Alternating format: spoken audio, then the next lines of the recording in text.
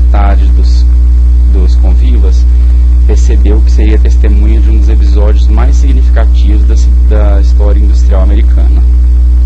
J. Edward Simons e Charles Stuart Smith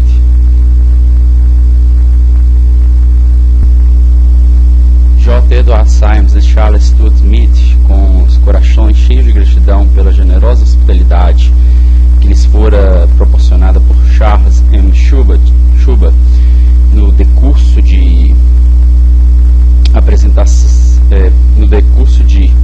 recente visita a Pittsburgh, tinham organizado o jantar para apresentar o Homem do Aço, de 38 anos, à Sociedade Banqueira do Leste.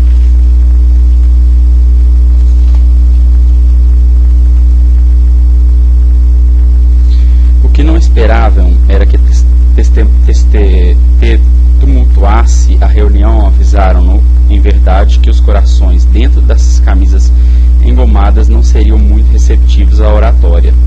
Além disso, se não quisesse aborrecer os Etilmans e Hermans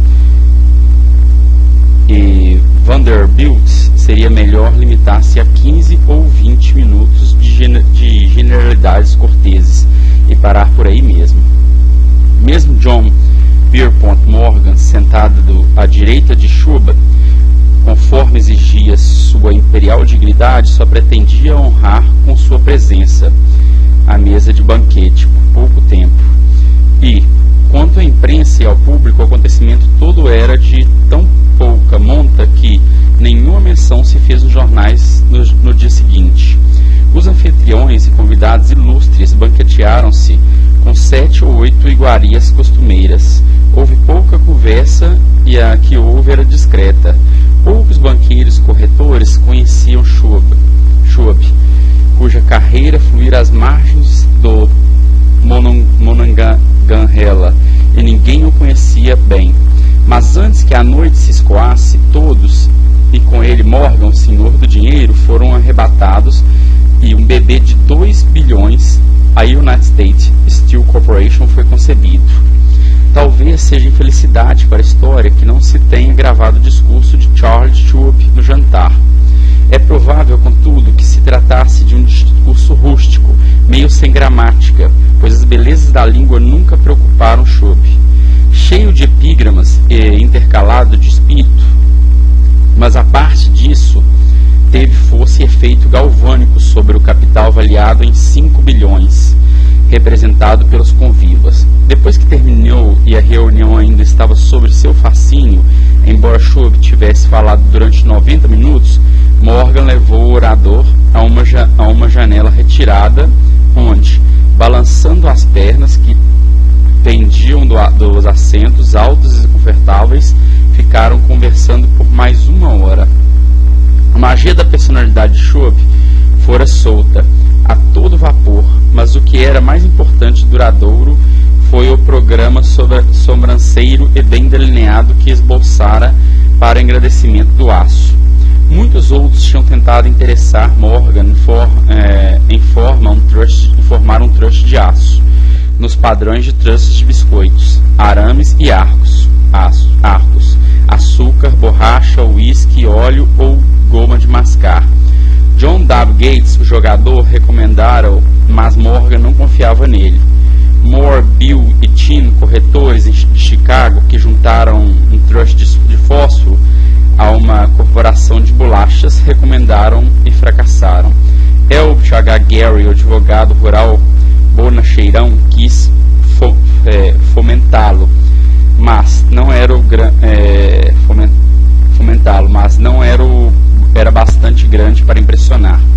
Enquanto a eloquência de Schwab não elevou J.P. Morgan aos píncaros donde pôde visualizar os resultados sólidos da empresa financeira mais corajosa jamais concebida. O projeto foi encarado como sonho delirante de doidos por dinheiro fácil. O magnetismo financeiro que começou há uma geração a atrair milhares de companhias pequenas e, às vezes, mal dirigidas, para combinações grandes e capazes de esmagar concorrências, tornou-se operacional no mundo do aço, através das maquinações desse jovem pirata dos negócios, John W. Gates. Gates já tinha formado a American Steel and Wire Company, de uma cadeia de pequenas empresas, e juntamente com Morgan tinha criado a Federal Steel Company. Entretanto, ao lado do gigantesco trust vertical de Andrew Carnegie, pertencente e operado por 53 sócios, as outras combinações eram ninharia.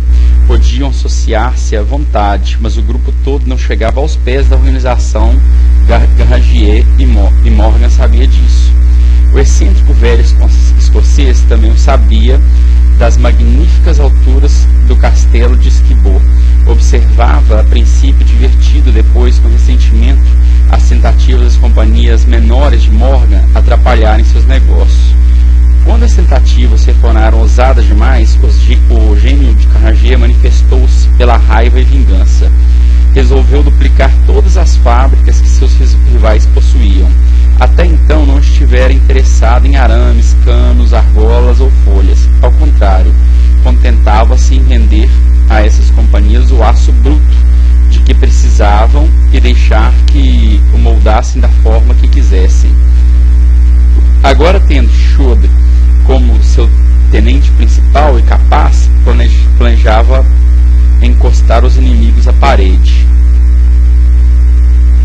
Foi assim que, no discurso de Charles M. Schwab, Morgan viu a resposta ao problema da combinação. Um trust seria um pudim de ameixas, como disse um escritor sem as ameixas. O discurso de Schwab, essa noite de 12 de dezembro de 1900, trazia em si a sugestão, embora não a promessa, de que a imensa empresa Carnegie seria trazida para debaixo da tenda de Morgan.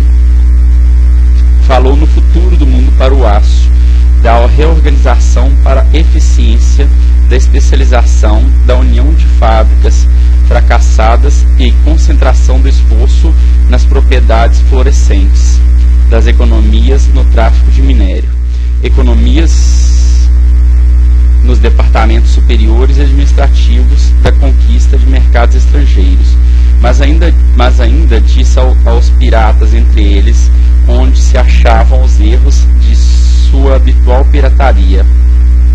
O propósito deles, sugeriu ele, foram criar monopólios, elevar preços e dos privilégios extrair gordos dividendos. Schwab condenou o sistema com sua maneira mais veemente. A falta de visão de tal política, disse ele a seus ouvintes, estava no fato de que restringia o mercado numa época em que tudo gritava por expansão. Abaixando o custo do aço, argumentava ele, cria-se-á um mercado em constante expansão. Encontrar-se-iam mais utilidades para o aço e boa porção do comércio mundial poderia ser conquistada. Na realidade, embora não soubesse, Schwab era o apóstolo da moderna produção em massa. Assim terminou o jantar no Universe Club. Morgan foi para casa para pensar sobre as róseas predições de Schwab. Ele voltou a Pittsburgh para dirigir o comércio do aço de Andrew Carnegie, enquanto Gary e os outros voltavam para seus telétipos para divertir-se, antecipando o passo seguinte. Não tardou muito. Morgan levou mais ou menos uma semana para digerir a iguaria de razões que Schwab colocara diante dele. Ao assegurar-se de que não causaria nenhuma indigestão financeira, mandou buscar Schwab e achou um tanto reservado. Carnegie disse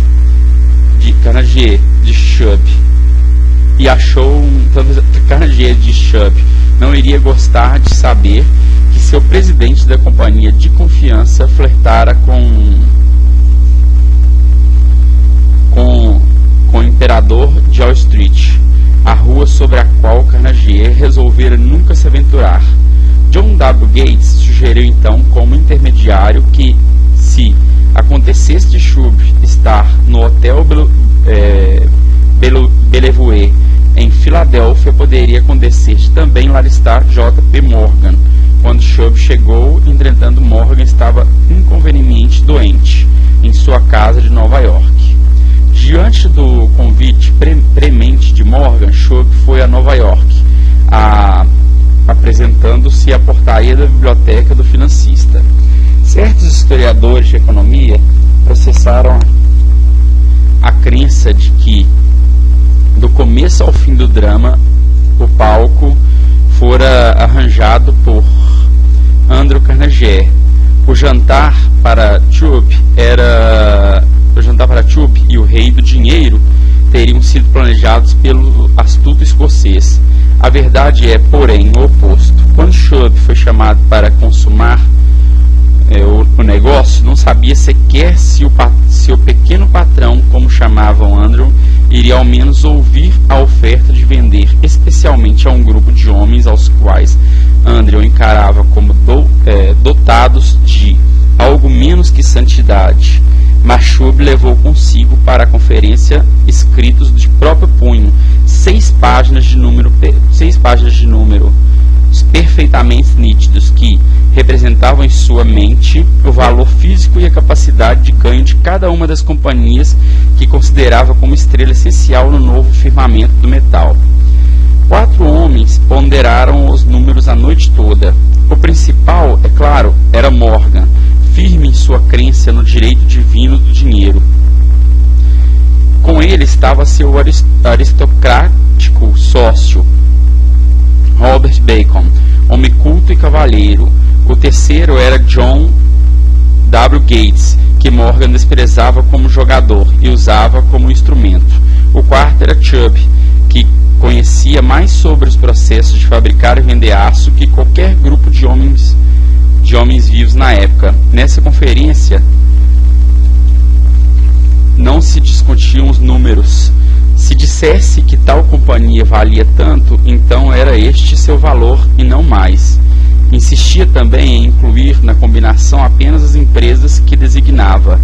Concebera uma corporação em que não haveria duplicação, nem mesmo para satisfazer a ambição de amigos que queriam descarregar suas companhias nos ombros largos de Morgan. Quando amanheceu, Morgan levantou-se e endireitou as costas. Só ficou uma pergunta. Acha que poderá persuadir Andrew Carnegie a vender?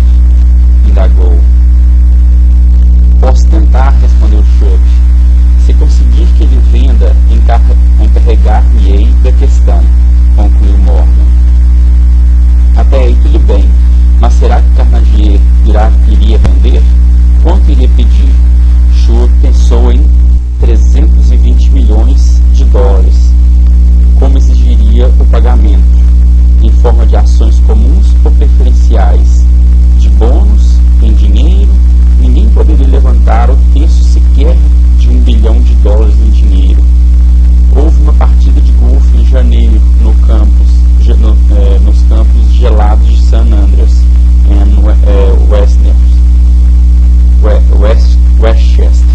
Westchester, com Andrew todo enrolado em suéteres e Charlie conversando animadamente, como de costume, para estimulá-lo. Mas não se pronunciou numa palavra sobre negócios enquanto os dois não se sentaram no calor agradável da casa de Carnegie, próxima dali. Então, com a mesma persuasão que hipnotizara 80 milionários no University Club, Chubb despejou as brilhantes promessas de aposentadoria com todo o conforto de milhões inenarráveis para satisfazer os caprichos sociais do ancião. Carnegie capitulou, escreveu um número no pedaço de papel, entendeu a Chubb e disse: está bem, venderemos por esta quantia. O número era aproximadamente 400 milhões de dólares, composto dos 320 milhões de dólares mencionados por Chubb, com o número básico somando-se-lhe 80 milhões de dólares, que representavam o valor do capital aumentado nos 2 anos anteriores. Mais tarde, no convés de um transatlântico, o escocês disse tristemente a Morgan: quisera ter pedido 100 milhões de dólares a mais. Se eu tivesse pedido, tê-los-ia recebido, assegurou-lhe Morgan alegremente. Houve alvoroço, é claro. Um correspondente britânico telegrafou que o mundo do aço estrangeiro estava abobado pela gigantesca combinação. O presidente Harley Deal declarou que, não a ser que os trusts fossem regulamentados, o país poderia esperar um imperador em Washington nos próximos 25 anos. Mas Kane, o hábil manipulador de ações, começou a trabalhar, empurrando as novas ações para o público, com tal vigor que todo o excesso calculado por alguns em quase 600 milhões de dólares foi absorvido num relance. Assim, Carnegie teve os seus milhões, a corporação de Morgan teve 62 milhões de dólares por seu trabalho, os rapazes de Gates e Gary tiveram seus milhões. Chubb, de 38 anos, teve sua recompensa, foi feito presidente da nova companhia, ficando no poder até 1930. As riquezas começam dentro do homem. A história dramática do grande negócio que você acabou de ler é um exemplo perfeito do método pelo qual o desejo pode ser transformado em seu equivalente físico. Essa organização gigantesca fora criada na mente de um só homem. O plano pela qual as fábricas dos aços davam uma estabilidade financeira à organização fora criada na mente do mesmo homem. Sua fé, teu desejo, sua imaginação, sua persistência foram os verdadeiros ingredientes que entraram na United States Steel. As fábricas de aço e equipamento mecânico adquiridos pela companhia, depois de assegurada sua existência legal, foram acidentais, mas uma análise cuidadosa revelara o fato de que o valor estimado das propriedades adquiridas pela companhia aumentou em aproximadamente 600 milhões de dólares, pela simples transação que as uniu sob uma única direção. Em outras palavras, a ideia de Charles M. Chubb mais a fé com que transmitiu a mente de J.P. Morgan e a dos outros foi negociada por um lucro de aproximadamente 600 milhões de dólares. Não é uma soma insignificante por uma única ideia. A United States Steel Company Corporation prosperou e se tornou uma das mais ricas e poderosas companhias da América, empregando milhares de pessoas, desenvolvendo novos usos para o aço, abrindo novos mercados e provando assim que os 600 milhões de dólares em lucros que a ideia de Chubb produziu foram merecidos. A riqueza começa em forma de pensamento. A quantidade só é limitada pela pessoa em cuja mente o pensamento é posto em movimento. A fé remove as limitações. Lembre-se disso quando você estiver pronto a negociar com a vida, pelo preço que você exigir por ter passado por aqui. Pontos a fixar. A fé é indispensável para o sucesso. Ela é induzida e fortalecida pelas instruções dadas ao subconsciente.